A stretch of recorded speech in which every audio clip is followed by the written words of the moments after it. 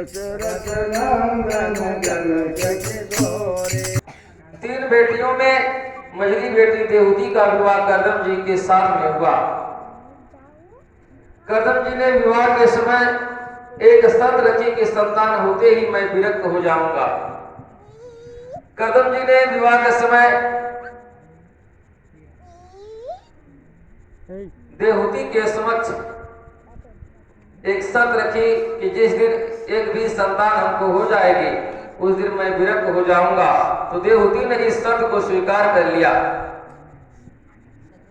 हर्ष और उल्लास पूर्वक विवाह संपन्न हुआ। पुत्री से विदा लेकर माता पिता तो अपनी नगरी को लौट गए। पर शादी होते ही कर्दम जी समाधि लगाकर बैठ गए। कई वर्षों तक अखंड समाधि लगी रही। तो देवहूति अपना सारा श्रृंगार उतार करके पति की सेवा में समर्पित कर दिया। कई वर्षों के बाद समाधि जब खुली तो कर्दम जी ने देवहूति को देखा। देवहूति को देख करके कर्दम जी गदगद हो गए कि तुष्टो हम मध्यतो मानवी मानदाया शुश्रूषया परमया परया च भक्त्या यो देहि नामय मतीवदुहित्स देहो नवेक्षिता समुचिता छवितुम मदर्थी। कर्दम जी बोले कि हे मानवी, अरे मनु पुत्री, हम तेरी सेवा से बड़े प्रसन्न हुए। संसार में व्यक्ति को अपना शरीर सबसे ज्यादा प्यारा होता है,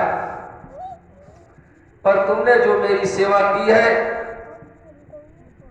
इस सेवा के लिए अपना शरीर का कोई ध्यान नहीं रखा। देवी बोलो क्या चाहती हो? तो देवहूति ने कहा महाराज, आप मेरे पति परमेश्वर हैं, आपको प्रसन्न रखना ही मेरा परधर्म है। फिर भी आप कुछ देना चाहते हो तो मस्त गृहस्थ बने हैं, हमारी एक संतान होनी चाहिए और मुझे कुछ नहीं चाहिए।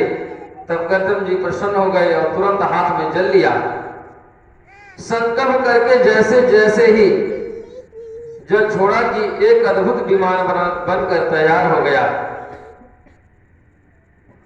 वह विमान कैसा था कि जो कर्दम जी के संकल्प मात्र से तैयार हो गया।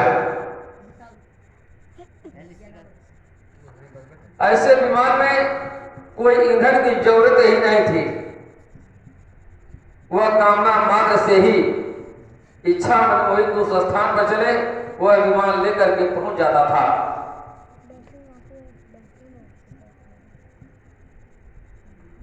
ऐसा अद्भुत विमान कहते हैं कि आज तक कोई वैज्ञानिक बना नहीं सका। और भगवान कर्दम के पास ऐसी विद्या कहां से आई? कहते सभी विद्याओं के खान भगवान शिव जी। कर्दम जी ने तपस्या किया और देवहूति ने वरदान के रूप में पुत्र मांगा। तो कर्दम जी ने संकल्प किया और संकल्प मास से विमान खड़ा कर दिया और ऐसा विमान कि जो संकल्प मास से जहां चाहे वहां लेकर चला जाए। देवहूति को तो उस विमान में बैठने में घबराहट हो गई। शरीर बहुत गंदा हो चुका था, मैलों से ठीक से व्यवस्थित स्नान तक नहीं किया, शरीर पर कोई लेपन नहीं किया। कर्दम जी समझ गए कि निमज्जयास्मिन् हृदय भीरो विमानम इदं आरुह। कर्दम जी बोले कि जाओ देवी, परे सरोवर में स्नान करो। और जो सरोवर की ओर बढ़ी कि शतान दशह कन्या 1000 कन्याएं सरोवर में प्रकट हो गई।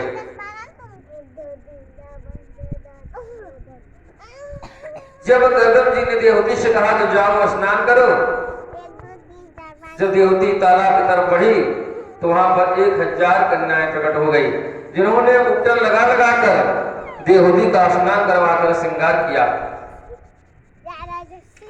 अप्सराओं जैसा दिव्य देह चमकने लगा। दोनों दंपति उस विमान में प्रविष्ट हुए।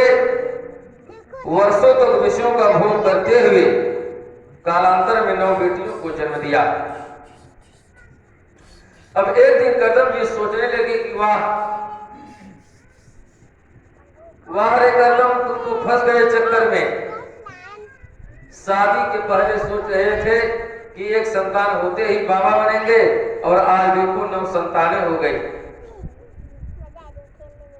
अभी भी कुछ नहीं बिगड़ा है, खिसक लो यहां से। अब अपने मन में मन ही कदम जी सोच रहे हैं कि हमने तो संकल्प किया था कि एक पुत्र के बाद हम तपस्या करेंगे, लेकिन देखते ही देखते 9 कन्याओं को जन्म दे दिया। अब वो मन में सोच रहे हैं कि अब यह दुनियादारी बढ़ती चली जाएगी। यह सोचते ही तुरंत कदम जी खड़े होकर चल दिए। जब कदम जी खड़े होकर चल दिए तो देवहूति ने उनका चरण पकड़ लिया। कहा कि अरे महाराज, हम लोगों को छोड़ करके आप कहां जा रहे हैं? कदम जी बोले, वचन याद कर लो देवी, एक की जगह 9 संतानें हो गई और तुमने तो एक ही संतान मांगा था। अब मैं टिकने वाला नहीं हूं। तब देवहूति ने कहा, कदम जी को तुरंत याद आ गया, अरे मेरे प्रभु मुझसे बोले थे कि कदम तुम विवाह करो, मैं तुम्हारा बेटा बनूंगा। कहते कि अब जब देवहूति से कदम जी कहा, जब मैं रहने वाला नहीं हूं, तुम तो एक संतान मांगी थी, मैं तुमको 9 संतानें दे दिया। तब देवहूति ने कहा, महाराज ये 9 बेटियां हैं, शादी के बाद जब ये ससुराल चली जाएगी तो बुढ़ापे में मेरा अवलंब क्या होगा? बुढ़ापे में हमको कौन देखेगा? तब कदम जी को तुरंत आ गया कि अरे प्रभु ने तो कहा था कि कदम तुम विवाह करो, मैं तुम्हारा पुत्र बनकर बनूंगा और प्रभु मेरे बेटे बनेंगे। ऐसा हमको जब याद आया तो इसी प्रभु में तो मैंने विवाह किया था। कहीं भगवान ने वचन दिया था कि कदम तुम विवाह करो, मैं तेरा पुत्र बनूंगा, और इसी लालच में मैं विवाह किया कि भगवान हमारे घर पर जन्म लेंगे। कि सहाय सहां सकलयाम त्वर्वीयेण महामुने तव क्षेत्रे देवहूत्याम प्रणयस्य तत्व संहिताम। ये प्रभु ने मुझे वचन दिया है कि मैं तुम्हारा बेटा बनूंगा। भगवान का वचन मिथ्या नहीं हो सकता। भगवान घर में ही यदि बेटा बनकर आने वाले हैं तो मैं जंगल में क्या जाकर करूंगा? कदम जी रुक गए और बोले कि मां खिदो राजपुत्री तमात्मानम प्रत्यनिंदिते भगवान तैक्षरोक गर्भम दूरात्म संप्रपत्स्यति। कहे मैं तो भूल ही गया था कि तू साक्षात नारायण की जननी बनने वाली है। बिल्कुल खेद मत कर। कदम जी रुक गए और अब की बार देवहूति गर्भवती हुई तो साक्षात प्रभु ही घर में पधारे। कालांतर में देवहूति के गर्भ से भगवान कपिल का रूप में प्राकट्य हुआ। कपिल भगवान के दिव्य दर्शनों के लिए जो कदम जी की 9 कन्याएं थी सबसे बड़ी थी, और जब कपिल जी का घर में जन्म हुआ उनसे मिलने के लिए ब्रह्मा जी ने 9 पुत्रों के साथ पधारे। जब ब्रह्मा जी 9 पुत्रों के साथ पधारे तो कदम जी ने कहा, ब्रह्मा जी अच्छा हुआ कि आप आए। हमारे पास 9 बेटियां हैं, सयानी हो गई है, और आपके पास 9 पुत्र हैं। इन 9 बेटियों के शादी के लिए हमको दर भटकना पड़ता। बढ़िया हुआ कि आप आ गए। इन 9 का जोड़ा एक साथ ही लग गया। बोले लक्ष्मी नारायण भगवान की जय, भगवान की जय। अब यह सुनते ही ब्रह्मा जी प्रसन्न हो गए। ब्रह्मा जी तो सृष्टि के विस्तार के लिए वैसे ही तैयार थे, परंतु 9 बेटियों का विवाह ऋषि पुत्रों से कर दिया। कला देवी का विवाह मरीचि से, अनुसुईया का विवाह अत्रि से, अरुंधति का विवाह वशिष्ठ से, ख्याति का विवाह भृगु जी से, शांति का विवाह थरवड़ से किया, क्रिया का विवाह क्रतु से तथा हरिर्भु का विवाह पुलस्त से किया। 9 बेटियों का विवाह करके कदम जी ने विदा कर दिया। जब बेटियां ससुराल चली गई तो कदम जी बोले कि देवी बेटियों का दायित्व तो पूरा हो गया, ससुराल चली गई, बेटा भी हो गया, अब मेरे सारे दायित्व पूरे हो गए। इसलिए अपने राम भी अब चलते हैं। अब यहाँ पर हम रुकने वाले नहीं हैं। तो अब की बात यहूदी ने रोकने का दुर्व्यवहार नहीं किया और करदम जी चले गए। घर में कितनी भी अनुकूलता हो, परंतु चतुर्थ चरण में घर की आसक्ति छोड़ने ही नहीं देती।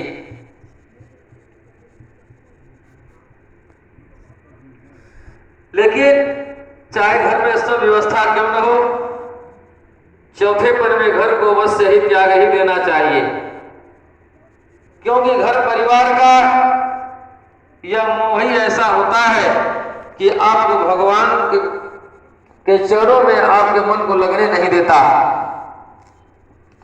परिवार के लोग डांटे फटकाए तब भी भागे तो क्या भागे, अनुकूलता में विरक्ति हो वह सच्चा वैराग्य है।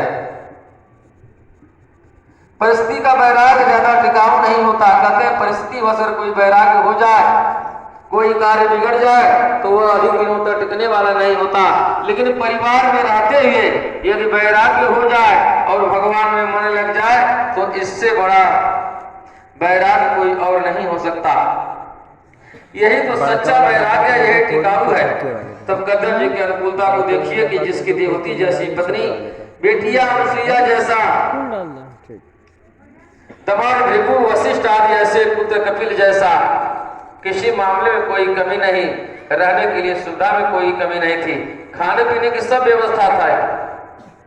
कामद विमान जो कामना करो, जहां जाना चाहो वहां लेके जा सकते, सब कुछ है। फिर भी करदम जी विरक्त होकर चल दिए।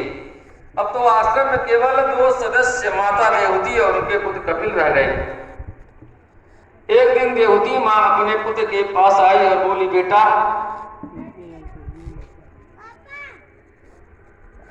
निबिड़ाम नितराम भूमन सदिन्द्रियतर्षणाम जेन संयमानेना प्रपन्नांधम तमा प्रभो। माता देवहूति पूछती हैं कि हे प्रभु, संसार में जितना सुख मैंने भोगा, इतने सुख कि कोई स्त्री कल्पना भी नहीं कर सकती है, अब भोगने की तो दूर ही।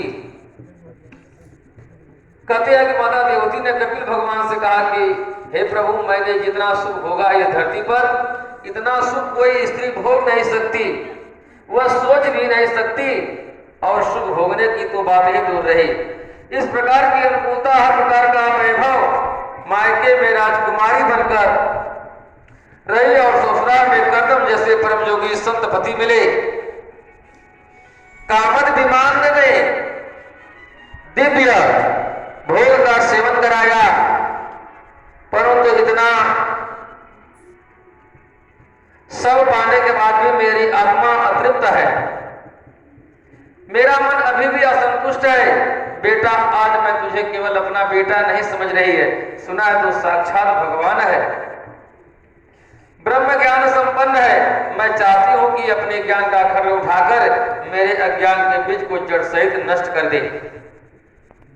जब कपिल मुनि चले गए तो घर में 2 सदस्य,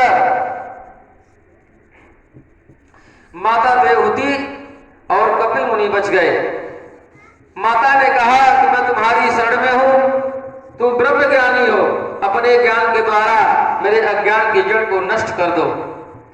कि तम त्वागताहं शरणं शरण्यं स्ववित्त संसार तरो कुतपरं जिज्ञासया प्रकृते पुरुषस्य नमामि सद्धर्मविदां वरिष्ठम्। कपिल भगवान ने 8 अध्याय में बड़ा ही अद्भुत सांख्य योग का उपदेश दिया। कहते हैं 8 अध्याय को ही कपिल अष्टाध्यायी कहते हैं। कपिल भगवान कहते हैं कि मां, संसार में चाहे जितने विषय जीव को प्राप्त हो जाए, उसकी चाहे जितनी भी लालसाएं पूरी क्यों न हो जाए, लेकिन आत्मा तो हमेशा अतृप्त ही रह जाती है।